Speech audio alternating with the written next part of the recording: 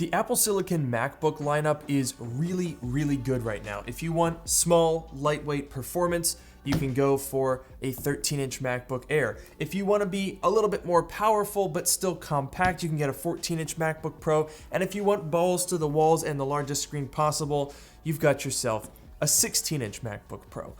But there has always been, in my opinion, something missing from this equation. What if you really want the lightweight portability of a MacBook Air, but you want some of the screen size of a 16-inch MacBook Pro? What if you were to basically combine these devices into one beautiful hybrid that captures the best of both worlds? Well, as it turns out, I was not the only one that had this idea, and the new 15-inch MacBook Air is proof that you can have your cake and eat it too, I think. So even though the 15-inch MacBook Air doesn't have the same media cachet as the Apple Vision Pro or the new Mac Pro or the M2 Ultra chip, this is basically the boring announcement from WWDC, but I still think that this could be one of Apple's best computers. I know over the years a ton of people who have spent $2,000+ on a 15 or 16-inch MacBook Pro because they wanted that extra screen size when they really didn't need all that performance. And this gives you the ability to get a hold of that screen real estate without having to spend a fortune. And that, I think, is a really, really interesting deal. I'm kind of excited, guys. This is a product that I've been wanting for so long. Oh, yes! Yes, dude!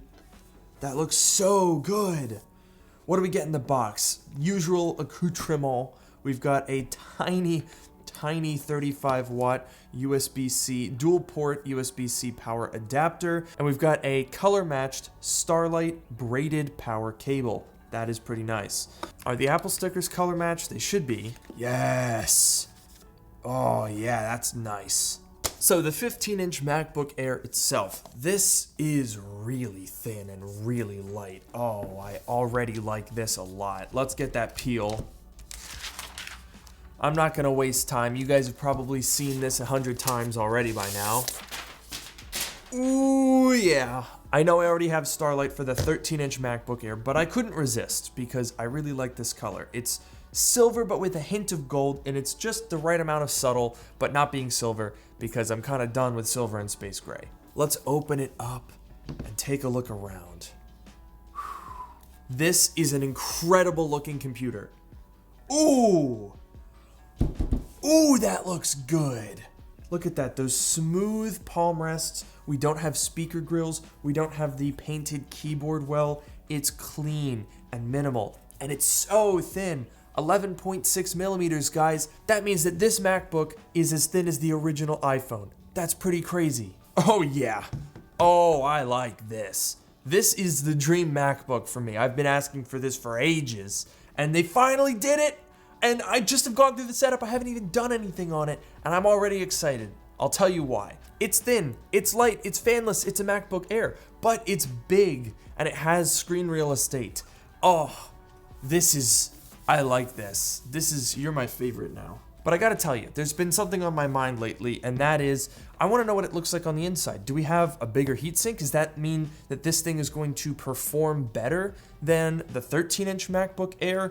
We have bigger battery, but the battery life is rated the same, so is there just like a bunch of empty space in here, or are the speakers really big? Well, we're gonna find out, because I haven't even done anything on this Mac, but it's time to open it up. So for comparison's sake, here's a 13-inch MacBook Air. We've got speakers up at the top. Our antenna bands are up here too. Then we have a long logic board and some batteries surrounding the trackpad. So let's see if there's anything different about the 15-inch. Getting inside this MacBook Air is pretty simple. We've got 4 P5 screws around each of the corners. Next, we're gonna grab a suction cup and just make a little bit of a gap in the bottom case here, just enough to slide in our little pick. We can go left, pop that clip, and then we'll go right, pop that clip, then we'll go down the side, 1, 2 clips this time. And now with the bottom case off, this takes a little bit of maneuvering, but we're just going to pull this way,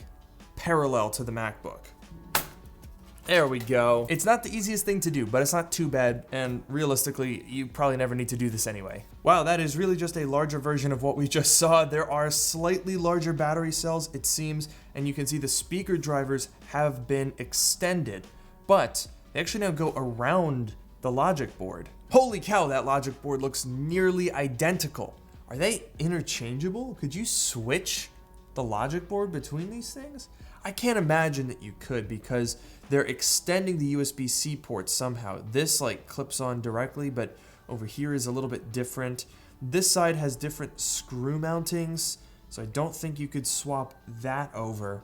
There's a screw under here that's in a different spot over here, so I don't think they'd be swappable, but they're very, very similar, and unfortunately, I think that's going to mean that we're not going to get better cooling or performance out of this, because the heatsink looks exactly the same. But the key difference in here are the speakers, and this is something that Apple talked about during the keynote, so I think we got to put these things back together, and I have a bunch of things I want to compare. Number 1, the speakers. Number 2, the performance. And number 3, the battery life. So let's get to it, shall we?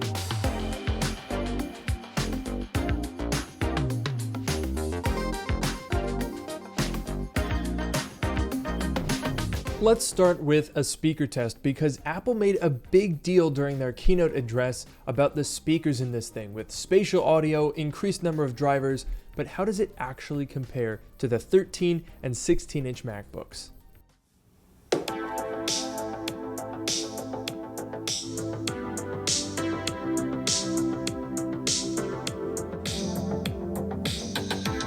Compared to the 13-inch MacBook Air, there's a definite improvement in bass and frequency response. You can sense a lot more depth to the sound. But when you put the 16-inch next to it, obviously it's not going to compete as well. The machine just isn't thick enough to get the deep, rich bass that the 16-inch provides. Take another listen.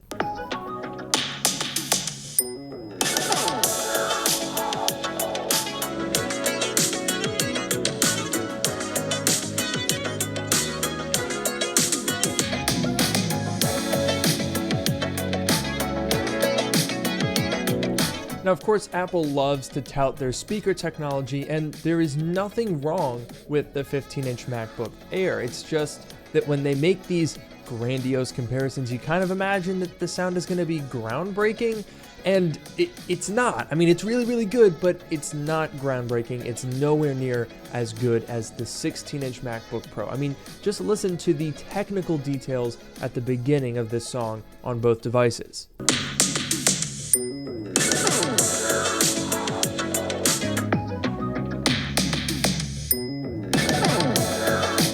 You can really hear the depth to the sound on the 16-inch MacBook Pro. Not to say that the 15-inch MacBook Air is bad, but considering that both are claimed to have spatial audio support, it is worth knowing that the 16-inch is going to blow it out of the water. And that's also something that could be said of its display. The 15-inch MacBook Air is fantastic because it gives you a chance to get that larger screen space. But when you compare it to the XDR display on the 16-inch MacBook Pro with its mini LED technology, and not to mention the ProMotion support, the differences in colors, brightness, and contrast, and especially the black levels, are extremely noticeable. But keep in mind that the 15-inch MacBook Air is over $1,000 less expensive than the 16-inch MacBook Pro, so you wouldn't exactly expect them to have complete parity in sound and display. But should you expect a 15-inch MacBook Air to perform the same as the 13-inch MacBook Air? Well, to find out, I fired up good old Cinebench and ran them back to back. And the first thing that you'll notice here is that the 15-inch does pull ever so slightly ahead. Now, I ran this test about 1,000,000 times, both for performance and battery testing, and I did notice that the 15-inch Air has a very, very slight performance gain over the 13. This is not something that you would ever notice in real-world testing, but it is there. On its first run, the 13-inch scored 78.94, whereas the 15-inch scored 79.12. That's only 0.2% faster. But on the second run, the 15-inch dropped down to 74.21, whereas the 13-inch went down to 73.33. That widens the gap to 1.2%. So you could argue that the 15-inch does a slightly better job of retaining thermal performance. Next, I went over to GFX Bench to see how they would compare in the graphics department, and secretly I've been running a battery test this whole time. So, the interesting thing to keep in mind for this comparison though is that I'm running base models on both. So for $1099, your 13-inch MacBook Air is going to come with the binned 8-core GPU, whereas the 15-inch is going to get the full 10-core GPU. So do keep that difference in mind when we look at these frame rates.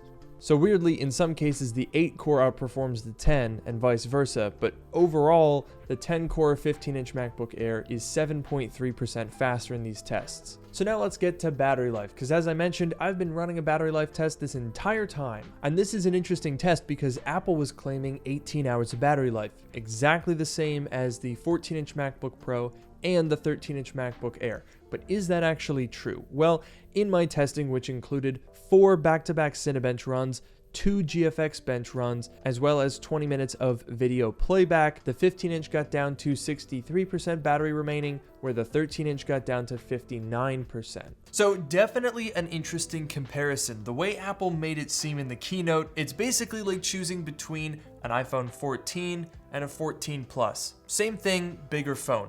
But I think there's a little bit more nuance and subtlety to this particular comparison, especially when you consider the 14 and 16-inch MacBook Pros as well. I think the 15-inch MacBook Air is a really good value at $1299 because for an extra $200 over the base model M2 MacBook Air, you're getting more performance from that 10-core GPU, even if it's only a slight difference. And of course, you get that bigger screen. You also get slightly better battery life, and you're gonna get better speakers. I think overall, that's a lot of upgrades for the $200 difference between these machines, but you're not gonna buy the 15-inch MacBook Air because you want 7% more GPU performance with 4% better battery life. No, you're gonna buy this because of the form factor, and the form factor is phenomenal. It's basically a reincarnation of the Intel 15-inch MacBook Pro, except that it has all of the good and none of the bad. 15-inch display, check. Thin and light design, check. Plenty of performance, check. Outstanding build quality, check. All of the good, but there's no butterfly keyboard or touch bar or scalding hot Intel processor or fans screaming in your ears constantly. It's so good. The form factor of the 15-inch MacBook Pro has always been really, really good. Even since the Apple Silicon transition, I've gone back to this and gone, dang, you know what? This is a really nice package. But now you can get all of that with the 15-inch MacBook Air for $1,000 less than that old thing ever was when it was new, and you're getting a fanless design with great speakers and Apple Silicon performance.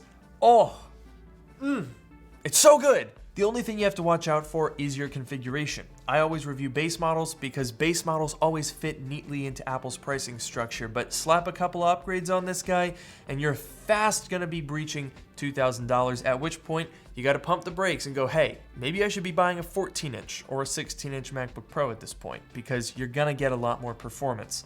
I'm also a little bummed that this has an M2 chip. I kind of would have rather Apple waited and just refreshed the 13-inch and the 15-inch with the M3 chip when that becomes available. But obviously, for the majority of people who are gonna buy this, what this represents is a fast, thin, light, fanless computer with the screen real estate that you've always wanted, but without that $2,000 price tag that you didn't. And I think it rocks. Let me know if you'd like to see a broader comparison where I do kind of a buyer's guide comparing all the different MacBooks in the lineup that are available right now. I think that could be a pretty interesting video. Let me know your thoughts on this MacBook Air in the comments below, and I'll see you all in the next one.